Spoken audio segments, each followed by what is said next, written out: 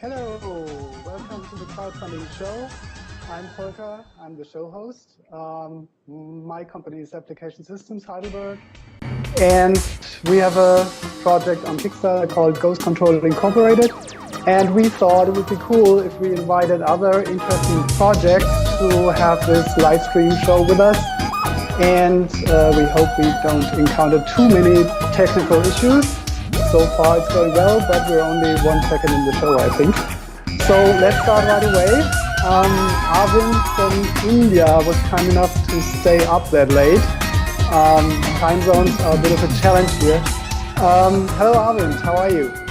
Yeah, I'm fine actually, yeah. It's close to midnight around here, so... Yeah, it's great to have you. Your project is Unrest. It's an unconventional RPG set in ancient India. You have a phenomenal campaign. You exceeded your goal by 10 times. How does that make you feel? It's sort of a silly question, isn't it? Yeah, yeah, well, I'm feeling quite excited about the project because what the support has enabled us to do is to make a much better game than we initially planned. You know, like initially when you start out, you budget like I'm going to spend this much on graphics, I'm going to spend this much on writing, that sort of thing.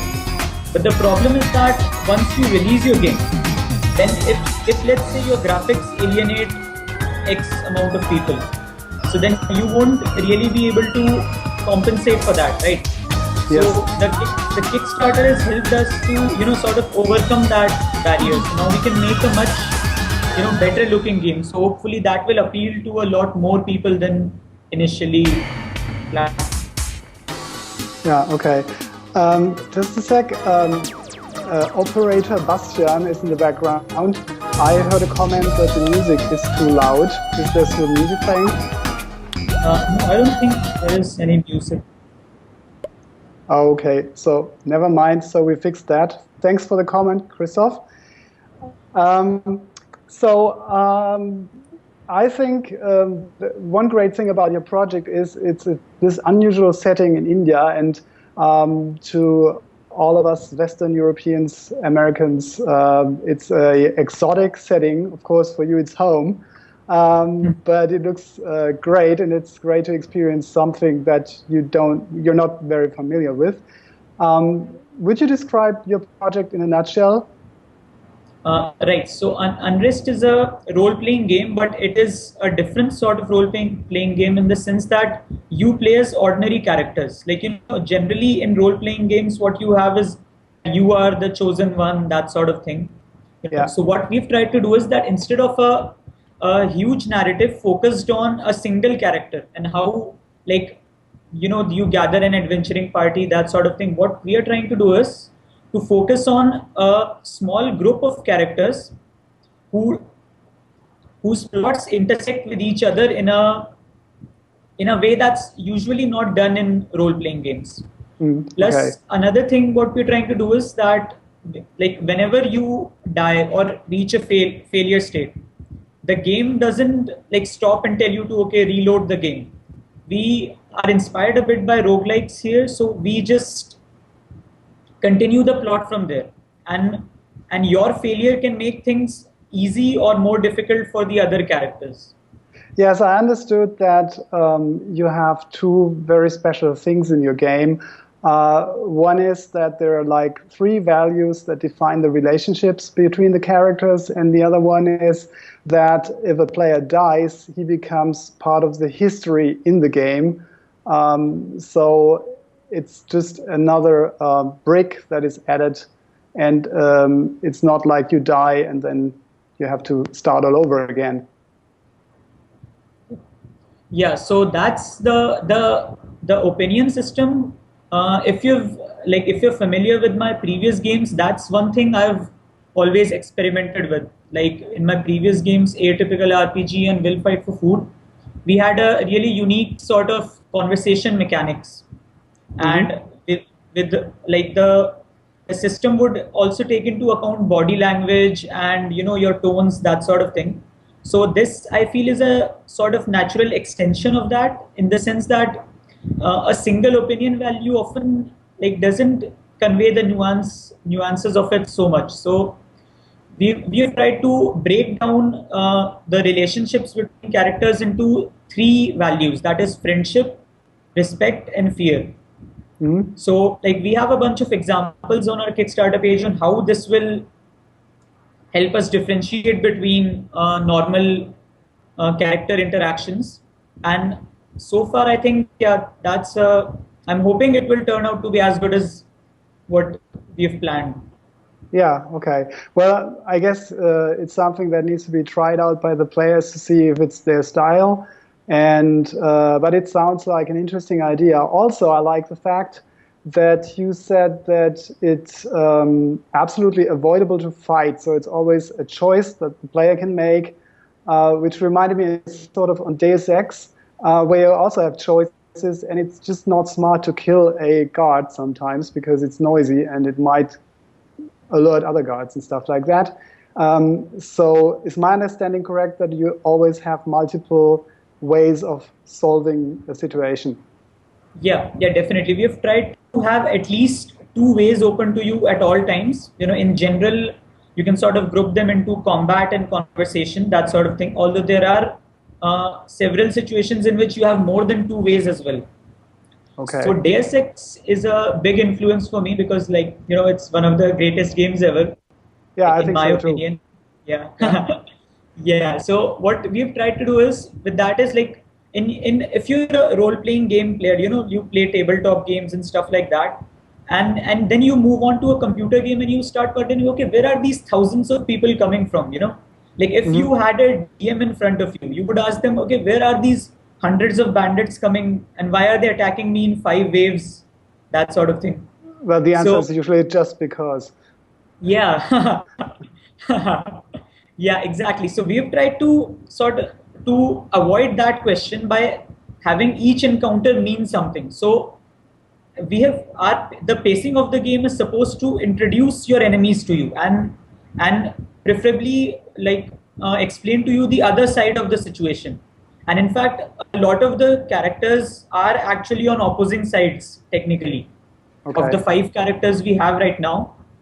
So we hope to emphasize the positions these characters are in. So the player actually thinks twice before they're like, okay, yeah. So they won't be like, okay, this guy is in between me and the goal, let me just kill him. And then I'll deal with that. Yeah. So I would suggest we take a look at some of the images that you send us, and you can comment on them. Okay.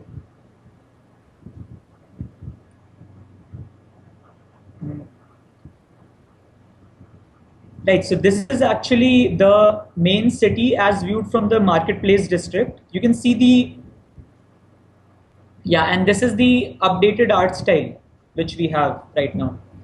This was actually made in like a week or so because we reached a stretch goal which allowed us to completely overhaul the game's graphics.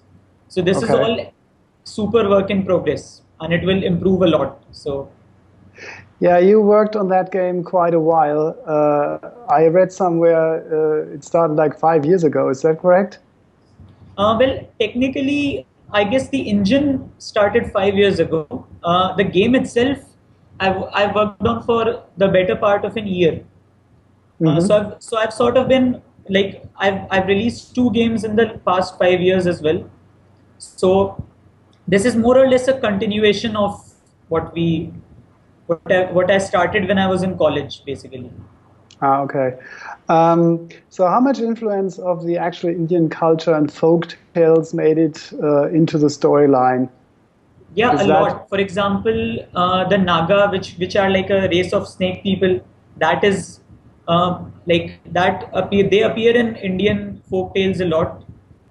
And in the architecture and the actual plot style, which I'd rather not spoil right now, but we are influenced a lot because I've always wanted to make a game like this since I started playing games. So I hope to be kind of historically accurate, not 100% in a Discovery Channel documentary sort of way, but hopefully you will be able to learn something about Indian culture while playing the game. Yeah, I mean, you don't have to be overcorrect. I think you have to tell people a story, and that needs to be interesting. And if you take old myth, it just doesn't go with computers very well. So you're disturbing the original story anyway by the setting. So what is everyone in the team doing for a living? Is it mainly in the games industry, or I understand many of your team are scattered around the world, and what do they do? Is gaming their full-time job? No, actually, pretty much everyone else other than me is working part-time on this. One of my artists is a teacher, I think, in his full-time job, and our writer just graduated from university. So the problem with this is that, like, in a very low-budget project like ours, you cannot really afford to have full-time employees. Yeah, I understand the challenges because we do the same thing. So yeah, I'm very aware of that. But obviously, your campaign helps you a lot in that. What kind of engine are you using? That's something that you developed yourself, right? Yeah. I actually started out with a plain SDL project with a bunch of tutorials in my college, and then I expanded it to include XML support and OpenGL and that sort of thing over the course of about 4 or 5 years. So it's a custom built engine which I'm using. Okay. So let me check with Alex whether we have any questions already from someone. Nobody Skyped in. Okay, so we can continue then. Is there... Oh, hang on. So Adam mentions that the combat system is based on the fencing system of Sid Meier's Pirates. Does that mean loosely based, or did you use his source code? No. I don't have the source code actually. Like it's loosely based on that, in the sense that we emphasize 1 versus 1 duels rather than crowd control and group-based combat that is found in most other RPGs. The reason behind that is that we wanted to make each fight, like I said, have real weight in the story, and a rather intimate sort of fight where you have one guy, who your enemy is, and hopefully what their agenda is, and you can, so in that sense, it's not the exact source code. Like, if you're Sid Meier, please don't sue me, okay? Yeah, I would be surprised if they just pass it on to you. I can't see that happening. So you're in your final hours of your campaign. It's going to be really interesting to see whether you make a stretch goal. I think the next one is $35,000. Is that right? Yeah, it's related to adding dynamic effects. Okay. In the game. So where are we now? Let me see. Because that's an interesting bit. Hang on. I'll know in a second, and I can tell you. You were at 32,127. That's not bad. So I've seen some projects who make like 30% of their budget in the last day or so. So we'll see. We'll watch it during showtime. Alex will give me statistics updates every now and then. What do you think helped your campaign the most? I would say the press mentions. It started by a rock, paper, shotgun mention, and then shortly Kotaku and I kind of don't. PC Gamer and IndieGames.com also mentioned it. Okay. I think those were the most helpful. Yeah. Alex just said you had 3 more backers in the past 10 minutes. So it seems that what you say is something people like. Okay, so I looked at your Kickstarter charts, and there were like spikes in the 7th